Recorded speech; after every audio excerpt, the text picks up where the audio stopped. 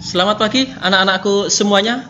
Tetap semangat untuk belajar online bersama kami Klub Matematika. Untuk anak-anak kelas 5, ini adalah tema 1 subtema 3. Materinya adalah tentang lingkungan dan manfaatnya.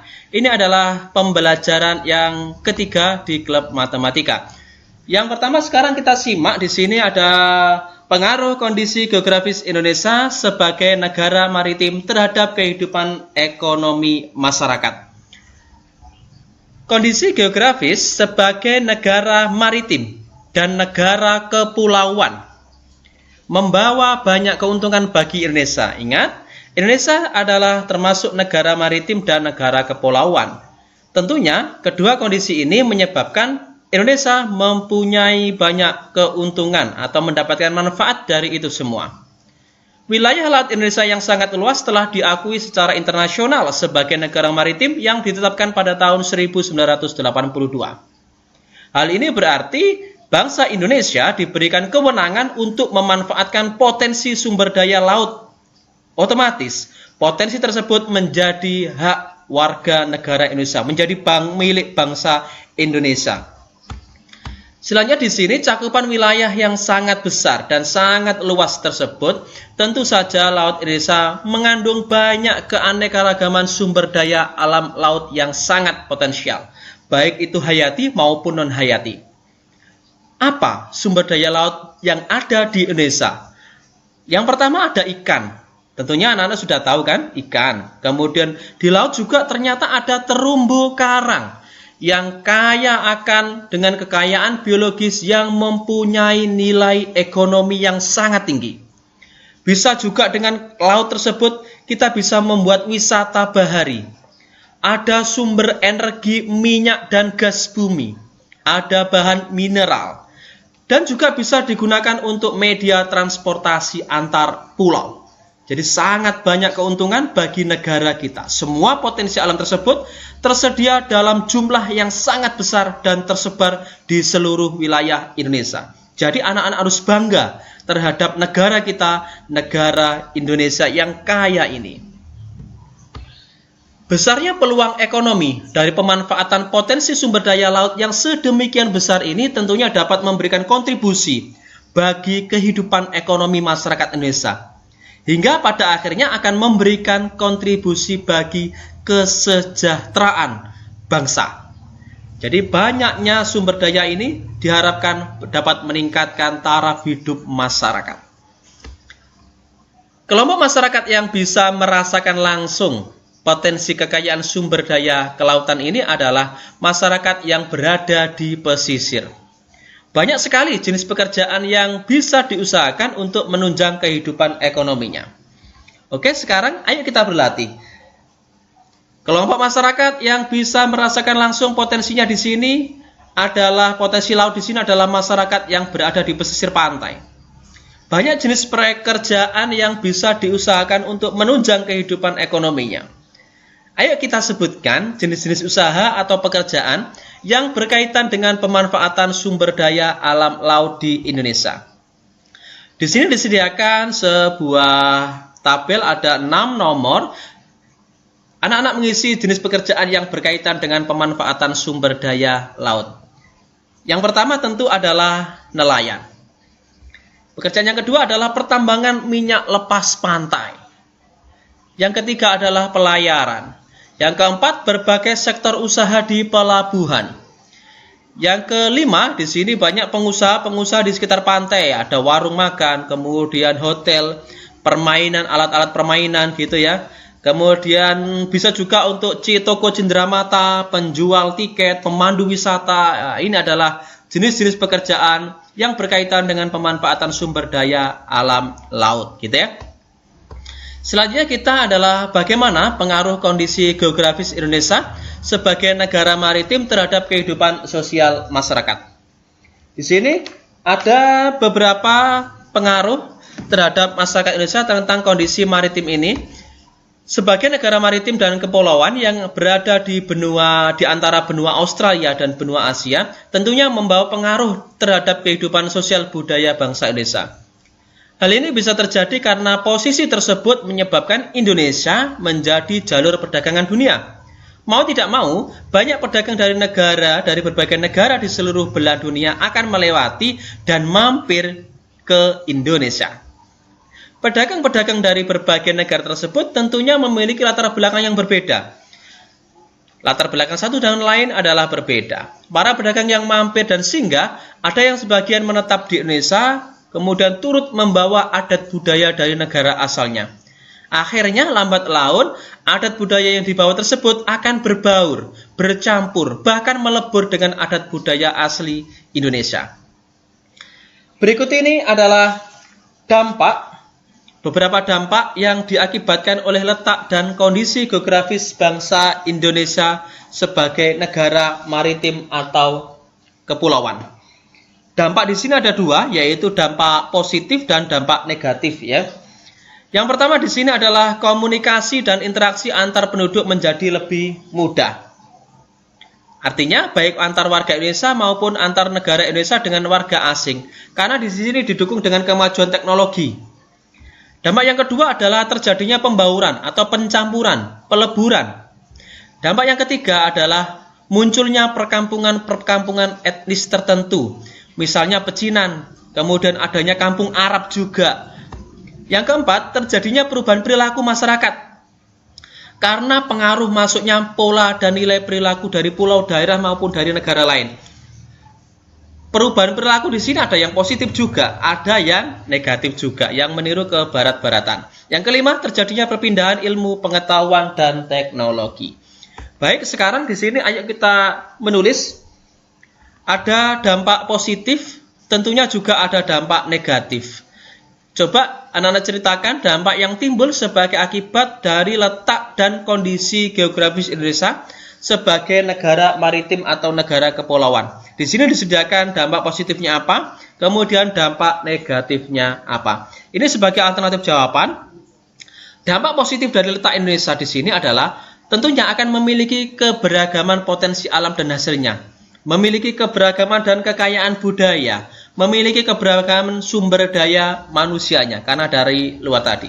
Dan tentunya dampak negatifnya adalah tidak meratanya potensi alam dan sumber daya manusia, tidak meratanya pembangunan dan pemerataan hasil-hasilnya, rentan terjadinya konflik kedaerahan. Ya, ini ya. Tapi ini semua bisa kita hilangkan, kita minimalisir dampak negatifnya dengan mengutamakan persatuan dan kesatuan demi Negara Kesatuan Republik Indonesia. Sekarang ayo berlatih. Di sini ada sebuah bacaan yang berjudul Kejayaan Masa Lalu. Yang pertama adalah kita baca dulu. Ada sekitar 9 paragraf nanti. Dari 9 paragraf nanti masing-masing paragraf kita tentukan ide pokoknya. Kita tentukannya adalah langsung ini ide pokok. Ini adalah karangan DRY Paunganan SSI MSI. Kita mulai dari paragraf yang pertama, kemudian nanti kita tentukan ide pokok dari paragraf yang pertama ini. Kita baca dulu. Di paragraf yang pertama di sini, sejarah telah mencatat bahwa kejayaan bahari bangsa Indonesia sudah lahir sebelum kemerdekaan. Hal ini dibuktikan dengan adanya temuan-temuan situs prasejarah maupun sejarah. Oke, ide pokok dari paragraf yang pertama di sini apa? Ide pokoknya adalah kejayaan bahari bangsa Indonesia telah ada sejak sebelum kemerdekaan. Lanjut kita di paragraf yang kedua, kemudian nanti sama kita tentukan ide pokoknya. Paragraf yang kedua di sini, penemuan situs prasejarah di gua-gua Pulau Muna, Seram, dan Arguni yang dipenuhi oleh lukisan-lukisan perahu layar menggambarkan bahwa nenek moyang bangsa Indonesia merupakan bangsa pelaut. Selain itu ditemukan kesamaan benda-benda sejarah suku aborigin di Australia dengan benda-benda sejarah yang ditemukan di Pulau Jawa. Penemuan ini menggambarkan bahwa nenek moyang bangsa kita telah melakukan hubungan dengan bangsa lain yang tentunya menggunakan kapal-kapal layar. Ide pokok untuk paragraf yang kedua di sini adalah penemuan situs prasejarah di gua-gua Pulau Muna, Seram, dan Arguni yang dipenuhi oleh lukisan-lukisan perahu layar menggambarkan bahwa nenek moyang bangsa Indonesia merupakan bangsa pelaut. Kuncinya saja, nenek moyang bangsa Indonesia merupakan bangsa pelaut, gitu aja. Lanjut kita di paragraf selanjutnya. Kerajaan Sriwijaya bahkan memiliki armada laut yang besar dan kuat. Armada laut Sriwijaya mampu menguasai jalur perdagangan laut dan memungut cukai atas penggunaan laut.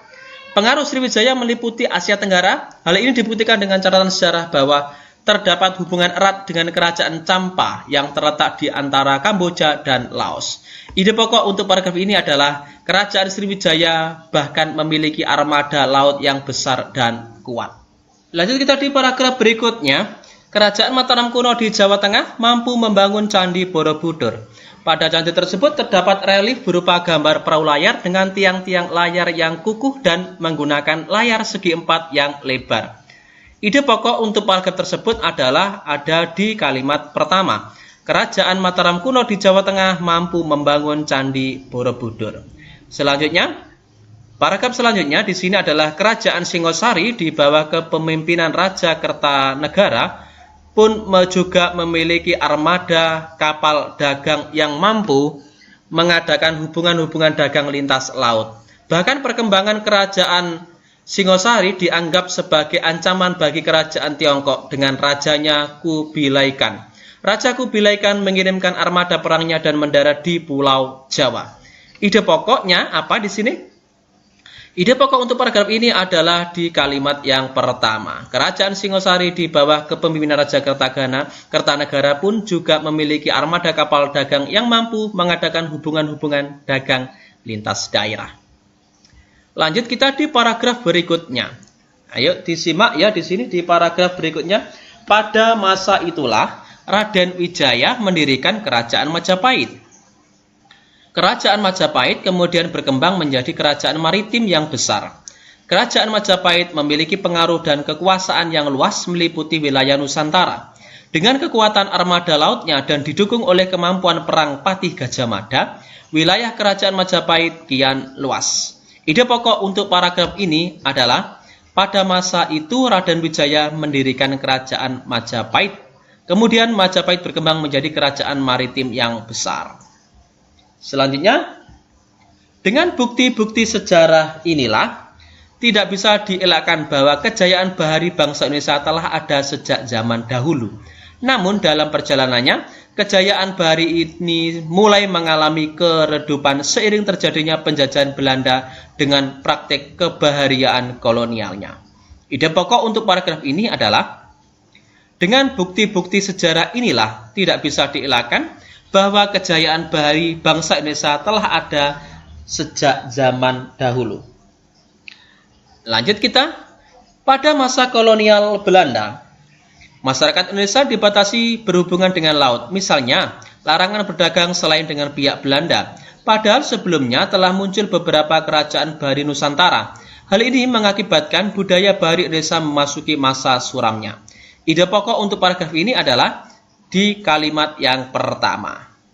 Oke, lanjut kita di paragraf selanjutnya. Pada masa kolonial Belanda juga terjadi pengikisan semangat bahari bangsa Indonesia.